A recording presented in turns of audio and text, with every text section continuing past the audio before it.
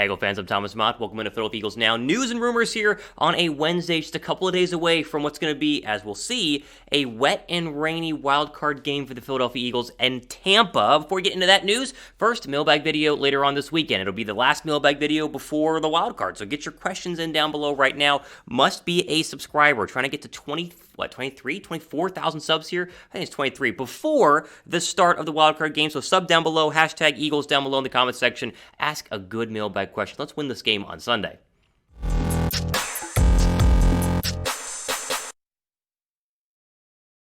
All right, let's start with some good news here. We talked about this in yesterday's video. We've had more updates, and I wanted to give you guys the latest on Miles Sanders. It seems like he is ready to go and ready to rock for Sunday. So, of course, he's missed the last 2 games with a hand injury, a fracture in one of his hands. It's not a completely broken hand. You know, you read the Twitter, it's like his hand is completely broken. Small fracture, had surgery, did not go on IR, and this is able to go ahead and come back on Sunday. Now, there are some concerns about ball security and the fact the ball is going to be wet and how strong is that hand, but I assure you that they're not going to waltz Sanders out there unless he was, ready to be effective and as close to 100% as he could possibly be. And Nick Sirianni, he echoed that in his press conference the other day, saying he expects Sanders to play on Sunday. We'll throw that quote up on your screen right now. Here we go.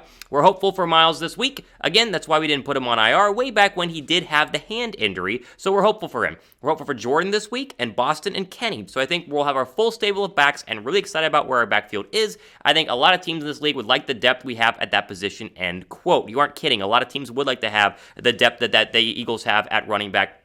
Let's start with Sanders in terms of the effectiveness that he could be on Sunday. They need him out there. Like I talked about this a couple of days ago, he is their best back. He's their most explosive back. And in that game in Week 6 against Tampa Bay, we talked about in my preview video on Monday, he was a big key factor in the comeback in the second half. Only ran him 9 times, but he averaged like 8 yards a rush. And you see that here in his overall stats for the season. Only 137 carries, 754 yards. Had he been healthy all season long, this is a 1,000-yard back for Philadelphia. Or really, had they used him all season long, for sure a 1,000-yard back for Philadelphia. The big key there, no rushing touchdowns this year. I think he gets one in the wildcard game. I feel very confident that he will. Sanders, again, is the feature back, and hopefully will be good to go on Sunday. There are some ball security concerns. It's going to be a wet day out there, and Sanders, in general, is not necessarily great at holding onto the football in the past, but I'm confident he's going to play. And if he has 16 plus carries, the Eagles win this game. I feel very confident if he has over 16 carries, or if Philadelphia as a team gets close to 200 yards rushing, they are winning this football game. Now, of course, if Sanders is limited, he's not 100%.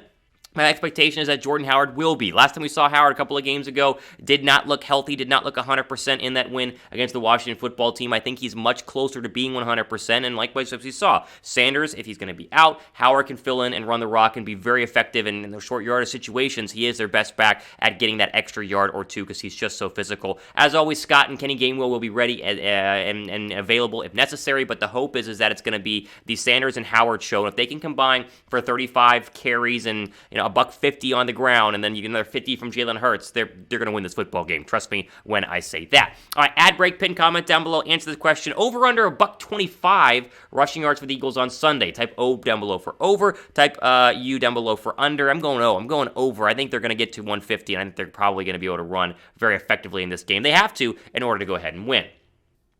All right, more news. We talked about this rumor last week, and I kind of laughed it off about, oh my gosh, is someone going to actually want to interview Johnathan Gannon to be a head coach for their football team? And sure enough, here we are. Yes, Johnathan Gannon has received a phone call from the Denver Broncos requesting an interview for Gannon. Now, don't freak out here and be like, oh my gosh, why are they interviewing Johnathan Gannon? They're interviewing everybody. I mean, every NFL team is going to interview 15 to 20 people. I mean, it's a very long list, and Denver is just doing their due diligence. There also is a kind of a pairing there. The Broncos GM, George Patton, who kind of has the full control of Denver right now. He overlapped with his time and Gannon's time in Minnesota, so there is some familiarity there. Plus, I mean, we got to admit it, even though he hasn't beaten a very good quarterback this year in terms of his defense, Gannon's defense has allowed only 16.7 points per game the last 6 weeks, and so they played very, very well when the starters have been in there. The issue has been great quarterbacks, and so you wonder if Gannon can, prove his defense is good against Brady on Sunday, if that increases his chances of getting more interviews in the upcoming head coaching opening carousel. Now, when asked about not only facing Tom Brady, but the interview thing, he said he was laser focused. Here's what he said, quote, "This guy, he's a trained killer, and he knows how to play good offense, and what he needs to do to keep his offense on track, so it's going to be a big-time challenge," end quote. Honestly, I truly believe that Sunday comes down to Johnathan Gannon. Like it comes down to, can Gannon get this defense to hold Brady to under 24 points or not? Can they get stops on third down? You go back to the film. You go back to the film anytime the Eagles have played an elite quarterback, and Gannon's defense has lacked the ability to get stops. He's not looked good. I mean, truly, the Eagles have not had a win against an elite quarterback this year. Now, against some of the lesser quarterbacks and maybe some mediocre quarterbacks, they've had some very impressive football games and have looked very, very good. And you kind of go, that's all on Gannon, right? That's all on Gannon getting this defense in the right place, right time. It's as healthy as the defense is going to be. It's as experienced as it's going to be. They've gotten better week in and week out, but it all comes down to Johnathan Gannon and his ability to stop Tom Brady. If he can, the Eagles can win this game, because I think the offense can move the football regardless of what you think about the Bucs defense. If they can't, and Brady goes up and down the field, and the defense is on the football field for minutes and minutes and minutes, then you're going to lose. It'll be that simple. Be very similar to what happened in Week 6 when Philadelphia gave up a bunch of points early, figured it out in the second half, but it was too little too late. Again, before we get into the weather, which is coming up here in just a couple of minutes, and a little more on Brady in a second, there is a mailbag video, as I mentioned, happening later on this week. So go down below and subscribe first, join the party, hit the notification bell, because it is Wildcard Weekend, right? It's a little wildcard gift to myself, grow the channel. And then also ask your question, hashtag Eagles down below in the comment section to ask any sort of mailbag question that you want, whether offseason or not. Like, I'm focused in on the wildcard, but as soon as the Eagles run ends, and hopefully it's going to be a couple weeks away, we shift to the offseason, so any questions that you guys possibly would like.